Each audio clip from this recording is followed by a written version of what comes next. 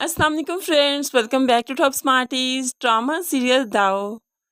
आली ने साद के सर पर वास मार दिया, जिसकी वजह से साद बेहोश हो जाता है। लेकिन फिर भी आहर कर उसे होश आ ही गई।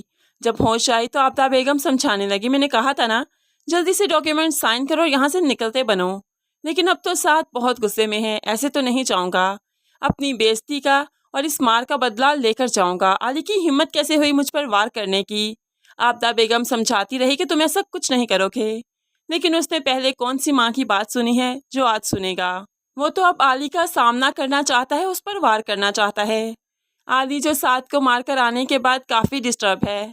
वो तो अपनी बहन की माँ की कब्र पर जाता है और रोने लगा। आली जो कि शादीशुदा होकर भी बदले की आड़ में शादी जैसी ज़िंदगी नहीं गुजार रहा, और अब उसने साद पर भी वार किया। आली फितरतन बहुत अच्छा इंसान है, ये सब कुछ उसे ज़ेब नहीं देता, ना ही वो करना चाहता है, लेकिन फिर भी बदले की वजह से उसे करना पड़ रहा है। तभी तो माँ और बहन की कब्र पर आकर बहुत रोता है कि वो करे तो करे क्या।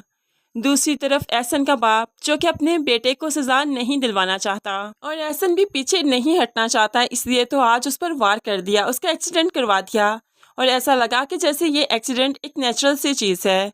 लेकिन यहाँ पर एकदम से नेहा का जी घबराने लगा। अल्लाह खैर करे, आसिम के साथ कुछ गलत ना हो जाए। तो अलमास बेगम फ़ौरन से पहले टोक देती है, तुम्हारी हिम्मत कैसे हुई आसिम के बारे में ऐसे बात करने की, अपनी फजूल ज़बान को बंद रखो। लेकिन इतने में आसिम भी बैंडेज लगवाते हुए घर आ गया। बहनें तो भागते हुए भाई के गले लग गई, रोने लगी, ये क्या हुआ। तभी आसिम ने सब बताया कि उसका एक्सीडेंट हुआ था। तो अलमास बेगम कहने लगी, हुआ नहीं था, करवाया गया है। मैंने तुम्हें कहा था ना, उन लोगों का पीछा छोड़ दो, वो बहुत स्ट्रांग हैं। तो आज तो फिर अंबर भी बोल उठी, हमें नहीं चाहिए इंसाफ भाई, जो इंसाफ आपकी जान को खतरे में डाल दे, मुझे वो इंसाफ नहीं चाहिए, प्लीज़ आप ये केस वापस ले लें। लेकिन आसिम अब ये केस वापस नहीं लेना चाहता, कहने लगा, मेरी जान भी चली जाए फिर भी तुम्हें इंसाफ दिलवाऊंगा, ये केस तो अब मैं वापस किसी सूरत नहीं लूँगा।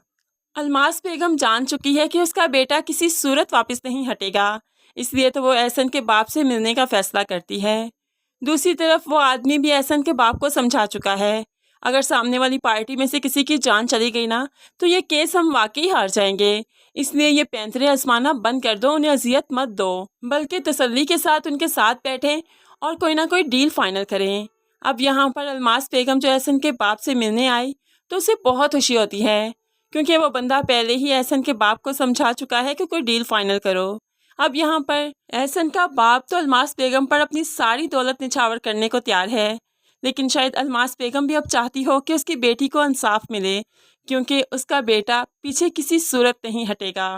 फ्रेंड्स, आपको क्या लगता है, अलमास बेगम यहाँ पर घुटने टेकने आई है या सीना तान कर उसे समझाने आई है कि वो ये केस नहीं छोड़ेंगे?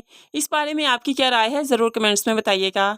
मज़ीद वीडियोस के लिए चैनल को सब्सक्राइब करके साथ बेल नोटिफिकेशन ज़रूर प्रेस कीजिए, ताकि आने वाली हर वीडियो बहुत आसानी से देख सकें। अल्लाह हाफिज़।